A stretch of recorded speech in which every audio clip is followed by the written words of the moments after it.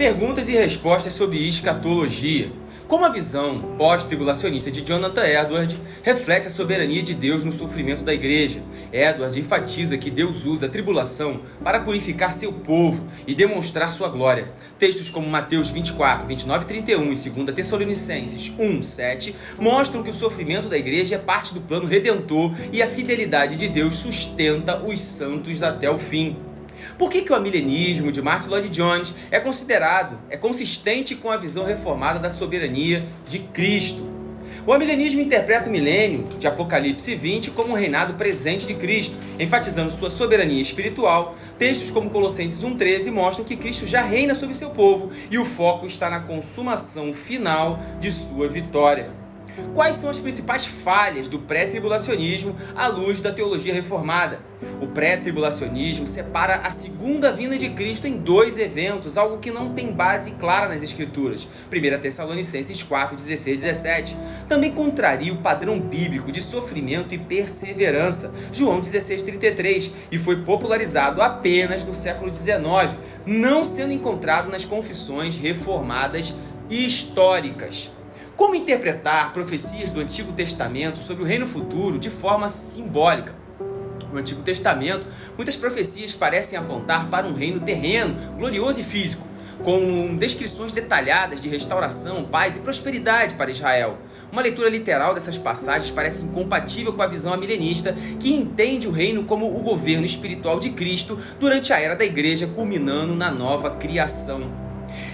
Isaías 11, 6 a 9, o lobo habitará com o cordeiro e o leopardo se deitará junto ao cabrito. O bezerro, o leão novo e o animal cevado andarão juntos e um pequenino os guiará.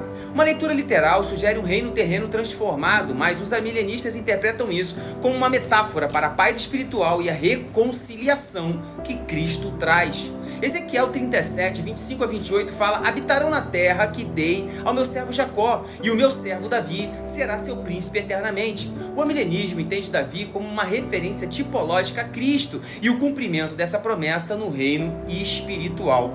O desafio. Para o amilenismo, interpretar essas passagens simbolicamente pode parecer desconsiderar os detalhes literais que elas apresentam. Alguns críticos argumentam que essa abordagem ignora o contexto histórico e cultural das promessas feitas a Israel. Resposta milenista. Os amilenistas defendem que essas profecias são cumpridas em dois níveis: em Cristo e na era da igreja. As promessas feitas a Israel são cumpridas espiritualmente em Cristo, o verdadeiro Israel, Gálatas 3,16 e Romanos 9, 6 a 8. A paz e a prosperidade descritas são características do reino espiritual presente. Na nova criação, as imagens de restauração do Antigo Testamento apontam para o estado final da redenção, quando Deus criará novos céus e nova terra, Apocalipse 21, de 1 a 4. Comentário de Anthony Hoekema.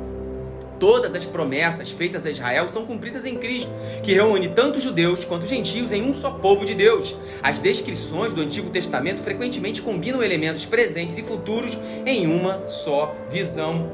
Alguns veem uma desconexão entre a narrativa de Apocalipse e a interpretação simbólica do milênio. O livro de Apocalipse apresenta uma estrutura complexa e cheia de simbolismo. Apocalipse 20, 1 a 6 descreve o milênio como um período em que Satanás é amarrado e os santos reinam com Cristo. Os amilenistas entendem esse milênio como simbólico, representando o reinado espiritual de Cristo desde a sua ascensão até sua segunda vinda. No entanto, essa abordagem simbólica é desafiada por aqueles que interpretam o texto literalmente. A narrativa de Apocalipse 20, 1 a 6, o milênio literal, crítica ao amilenismo.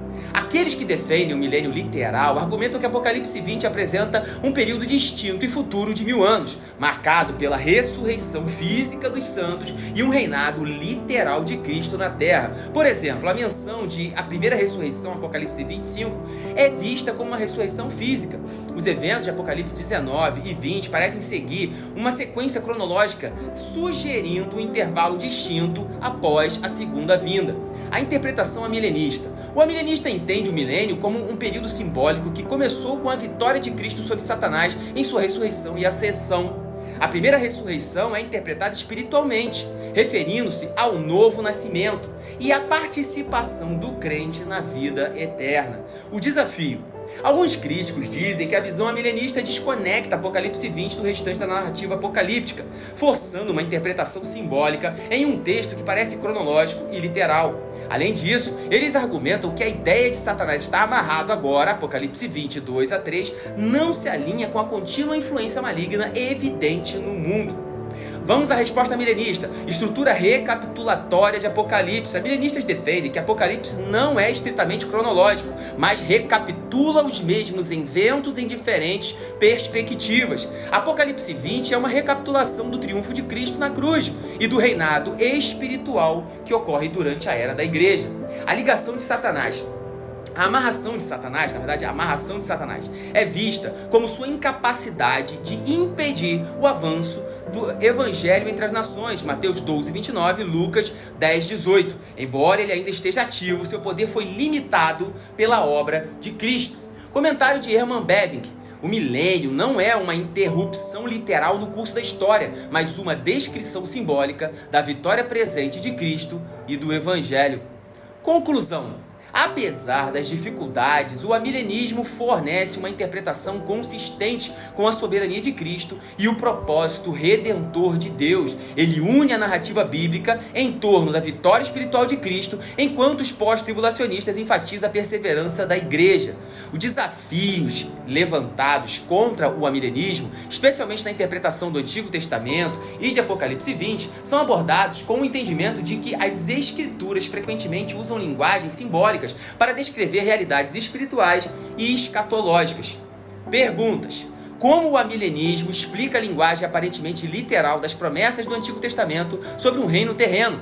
O amilenismo entende que as promessas do Antigo Testamento foram cumpridas em Cristo e em sua igreja. Por exemplo, Isaías 11, 6 a 9, simboliza a paz e a reconciliação espiritual do reino de Cristo. Essas promessas são parcialmente cumpridas agora e serão plenamente realizadas na nova criação. Apocalipse 21, 1 a 4.